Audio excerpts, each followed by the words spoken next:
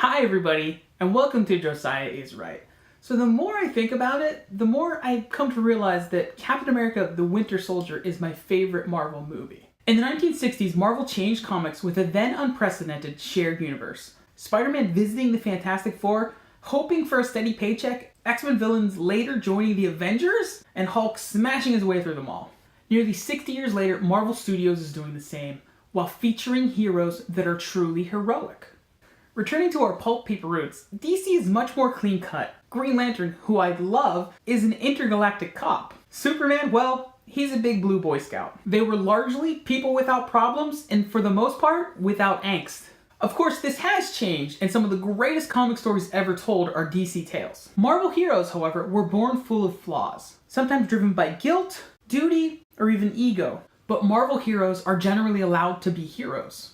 Going back in time a bit further, enter Timely's Captain America. That's Timely Comics, not yet Marvel, dating back to his creation by Joe Simon and Jack not quite yet King Kirby during World War II. Back then, Captain America was a Nazi-bashing hero, not so unlike his popular DC counterparts, simple and heroic. Fast forward to the 1960s and Marvel's angst-ridden characters such as Spider-Man ruled the world. Stan and Jack brought Captain America out of a hunk of ice, doing so famously in Avengers number 4. That Cap woke after 20 years on ice, considerably more in the films, hence more potential for comedic purposes.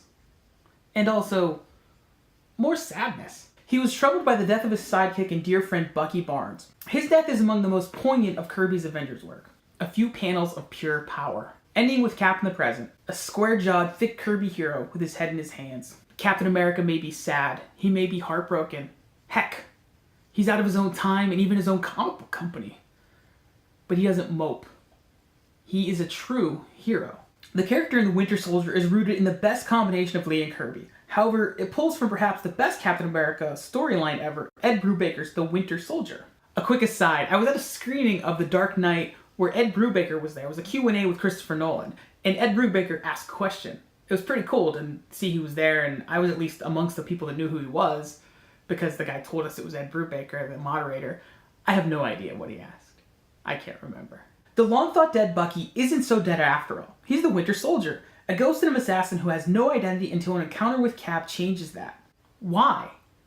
It's his goodness. It's Cap's utter goodness that draws something out of Bucky, as it does everyone around him. Here, at least some of the credit should also go to Chris Evans. He's what we'd all want to be as a superhero. Tough as nails, but gentle and truly loving. That's why he does what he does. Also, those dreamy eyes. The film itself is astounding. Credit the Russo brothers for making less of a comic book movie and more of a 70s conspiracy film. Robert Redford's casting can't help but connect to 3 Days of the Condor. However, the tension is much more in line with the Parallax View. Both films written by Lorenzo Semple Jr., a master of character and conspiracy. Also, ironically, instrumental in the campy 1960s Batman TV show, and he didn't care for comic books. He felt they were kids' stuff, hence his take on Batman. He told me this in person. I try to remain polite out of respect for who he is, but at the same time, I had to defend comic books.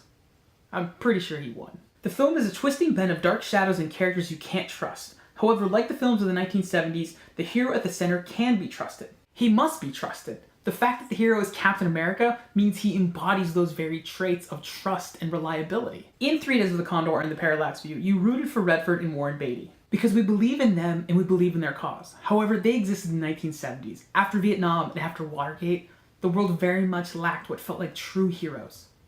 However, Captain America is, was, and will be a true hero. Staying in the 1970s, ironically, my first image of Captain America is a totally campy motorcycle helmet wearing, van driving, thoroughly bell-bottom 1970s soulless version of the character. I should add that at the time, I loved it. In the comics, Cap was very much a man without a country, resigning after a Watergate-like scandal from a Nixon-like president. Cap briefly became Nomad. The Steve Rogers of Captain America the Winter Soldier is such a hero. He is Lee and Kirby's take on Captain America in the early 1960s. So much a hero, he makes others more heroic. Like the dubious Black Widow, even the shady Nick Fury can't help but act more a hero because of Steve. That plus some cool spy stuff in general is why Captain America the Winter Soldier is my favorite Marvel movie. It's a movie where Cap can truly be who he is in a really, really scary, messed up world. We might not be able to believe in much, to trust many, but we can have faith that Captain America is, was, and remains a hero in a universe full of them.